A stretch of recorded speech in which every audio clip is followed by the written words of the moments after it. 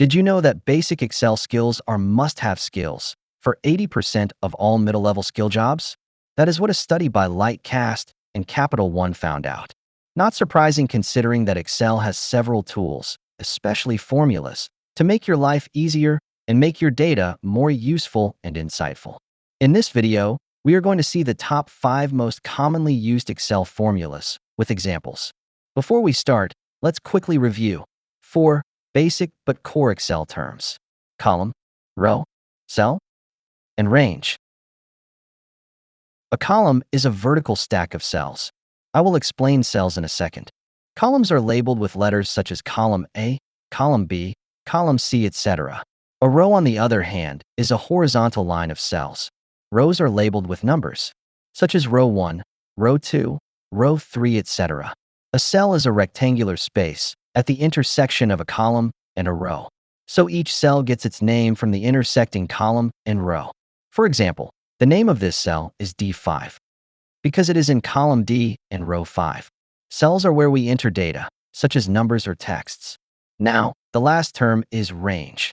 Range is just a group of cells. It can be 2 cells, or an entire column, or an entire row, or covering multiple rows and columns. Great! One more basic concept about formulas. All Excel formulas follow the same general format.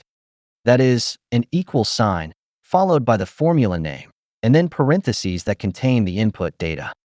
The type of inputs inside the parentheses varies depending on the formula. Inputs inside the parentheses of Excel formulas are commonly called arguments. And if there are more than one argument, they are separated by commas. And you can enter a formula in any cell or cells. The long field just below the ribbon is called the formula bar. It always displays the content of the currently selected cell, whether that's a number, text, or a formula. The formula bar makes it easier to enter or edit content because it gives you more space to work than the cell itself.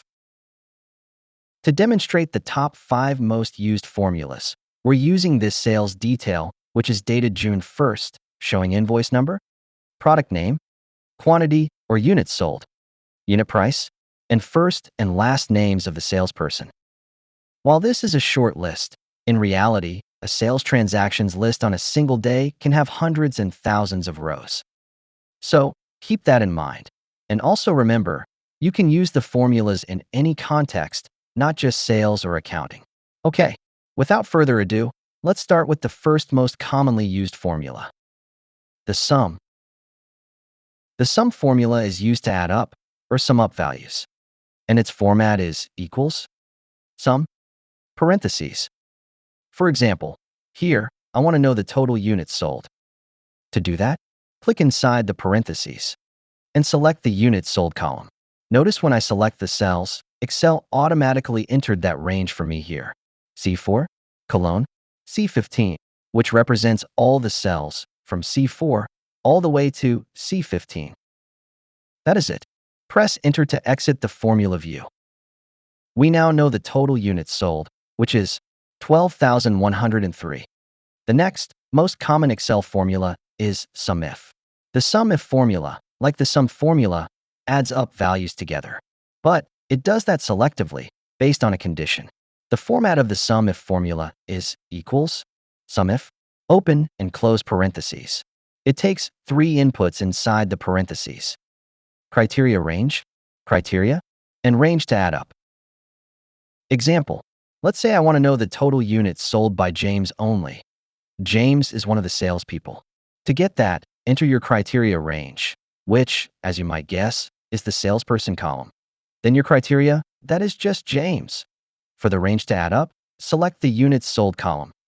And that is it. Press Enter.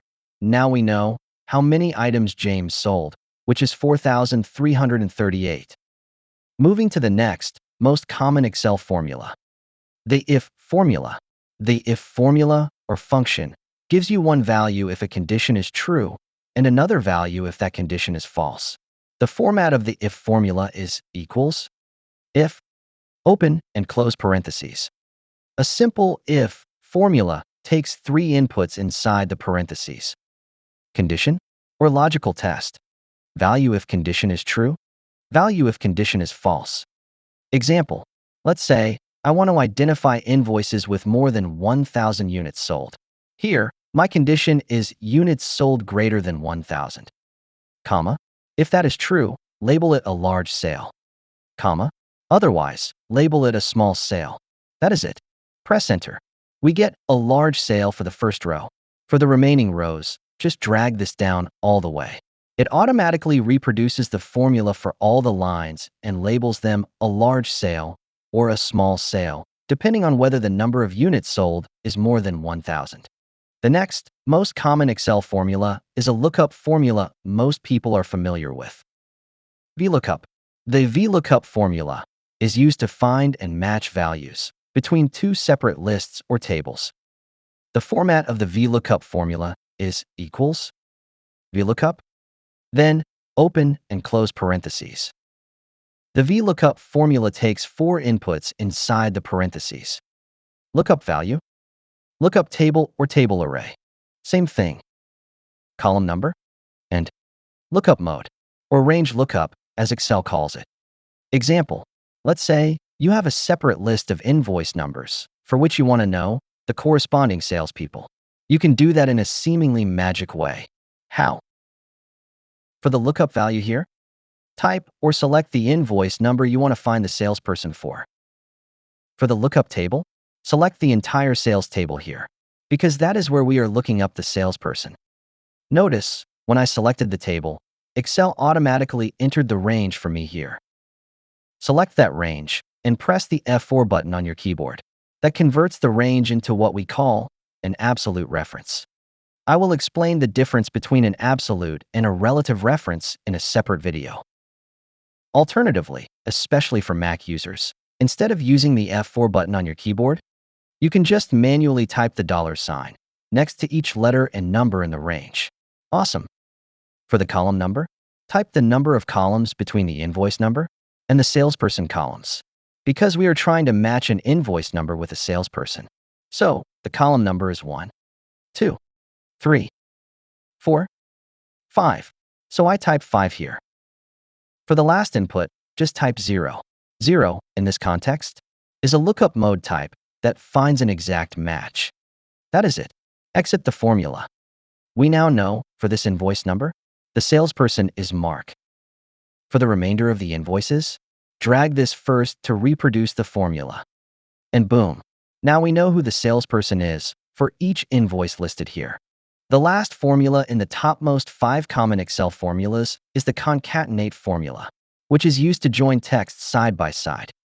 The format is equals, concatenate, open and close parentheses. For example, here, if you want to see both the first and last names in one column, click inside the parentheses of the formula here and select the first name cell, comma, then select the last name cell. Now, we have the first and last names in one column. But if you notice, there is no space between the first and last names in the joined text.